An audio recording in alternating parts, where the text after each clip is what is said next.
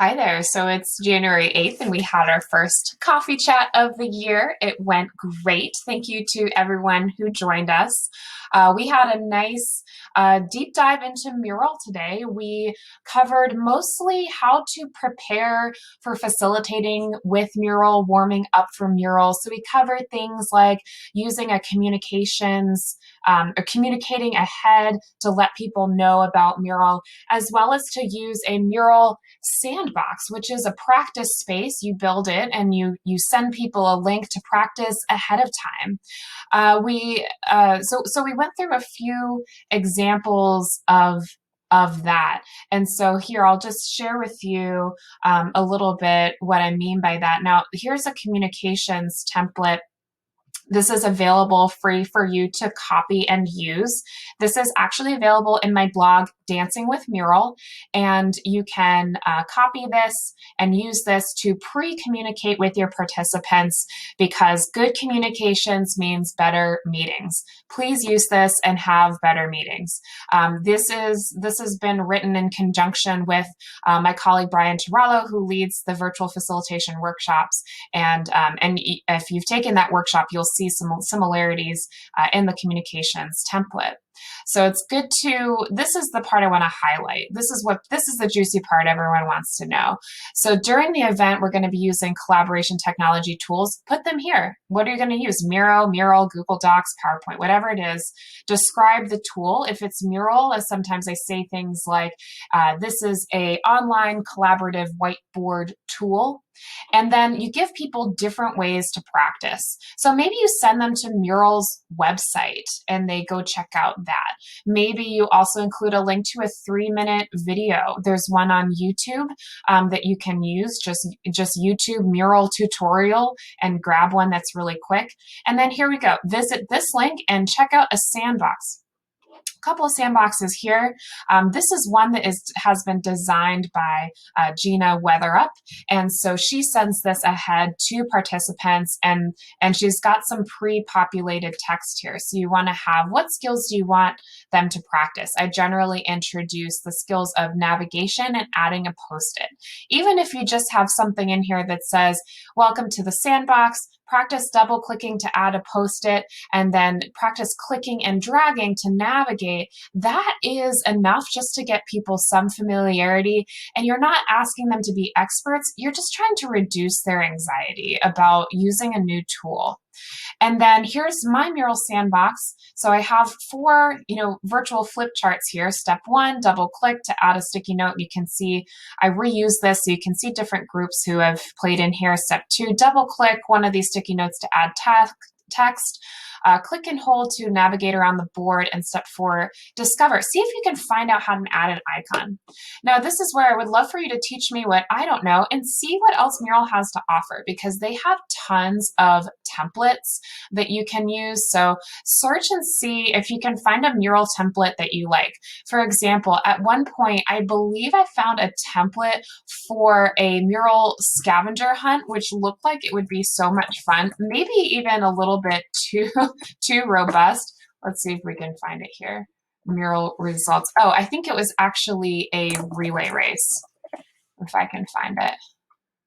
It was a Mural relay race. Okay, bonus points if you can find it and tell me where it is. But it was like something where it just sets up a game where participants can practice learning different skills.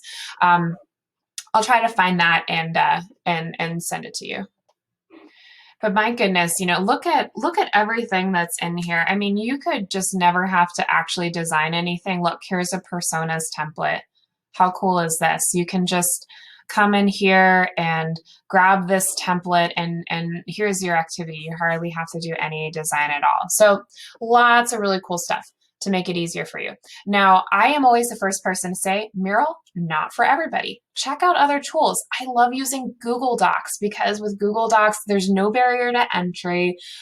Everybody knows how to use a Word document, so it's easy to get into. You can set up an outline, make it easy to navigate. And bonus, everything's already formatted. So if you use a Google Doc where people are tandem typing, then you don't have, then you just click print and you have a full report of everything you discussed. So don't underestimate the power of really simple tools. Yeah, Mural's pretty and it's really great, but don't beat yourself up if this isn't the right tool or if the participants are just not into it. So there were a couple topics that came up when we were brainstorming ideas. Marketing ourselves. We're going to put out, I believe, a digital course sometime in the first quarter of this year. We'll try to get out our branding course online, so you can check that out. Meanwhile, our favorite resource for marketing is Jenna Kutcher's podcast called Goal Digger, and I'll pull that up. So she's got a great podcast. If you want to explore this and get some basics on marketing yourself, thinking about audiences, creating content, and she's even got some really great free tools on here on how to do online courses, how to think of them.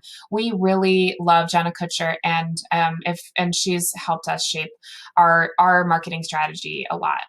So you can check her out if you want just a go-to resource for marketing yourself and even for thinking about online courses.